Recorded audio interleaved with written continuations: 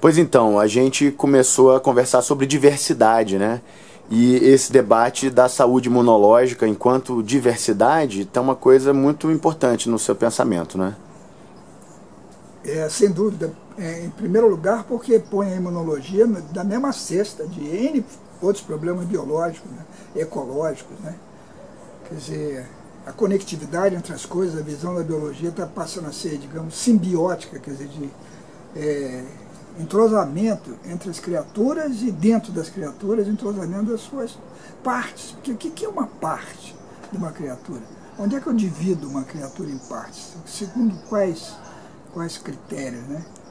Então, eu acho que a diversidade na imunologia, ela é obrigatória ser discutida como um assunto principal, porque a gente calcula que deve haver umas 200 mil proteínas diferentes no corpo, incluindo todos os hormônios, todas as membranas, todas as células.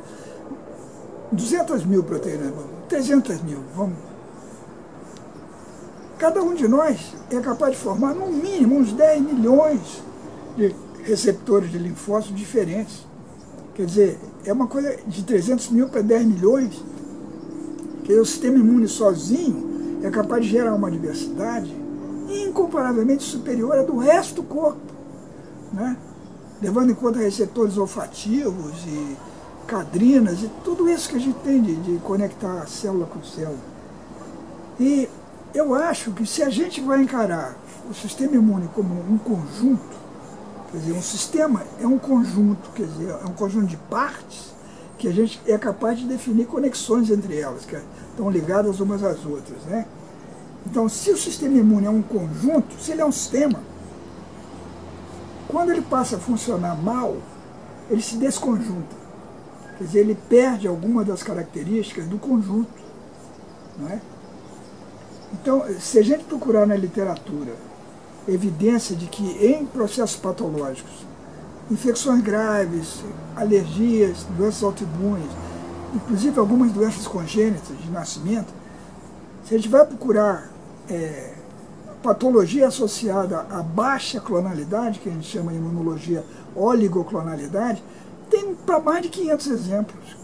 Quer dizer, não há dúvida de que esse fenômeno está associado à patologia. O que as pessoas não estão entendendo ainda é que não estão simplesmente associados, é que eles estão no mecanismo gerador dessa patologia. Quer dizer, o que gera a patologia é essa superespecialização em alguma coisa, que é uma partição indevida.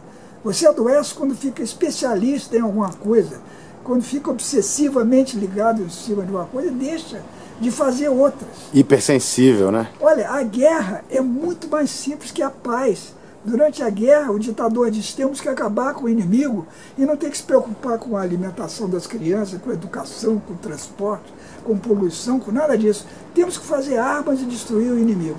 Então, a doença é uma coisa assim, quer dizer, é um desprezo pelo resto do organismo, pela fisiologia do organismo. Nós não podemos pensar assim.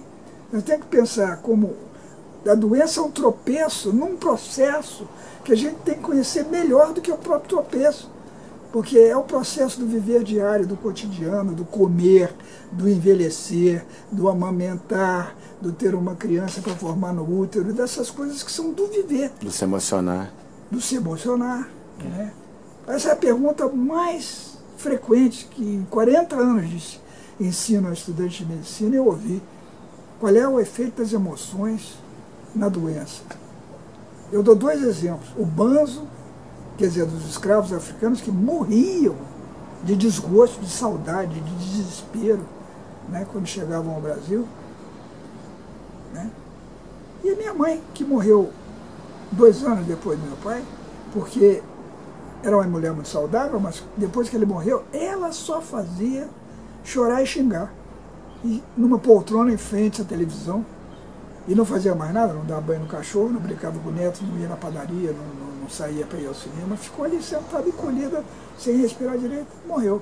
Suicídio. Suicídio por inação. Né? Então, as emoções têm efeito? Tem. Correr uma vez em volta do quarteirão, não é? Tem efeito no corpo. Correr 10 quarteirões tem outros efeitos.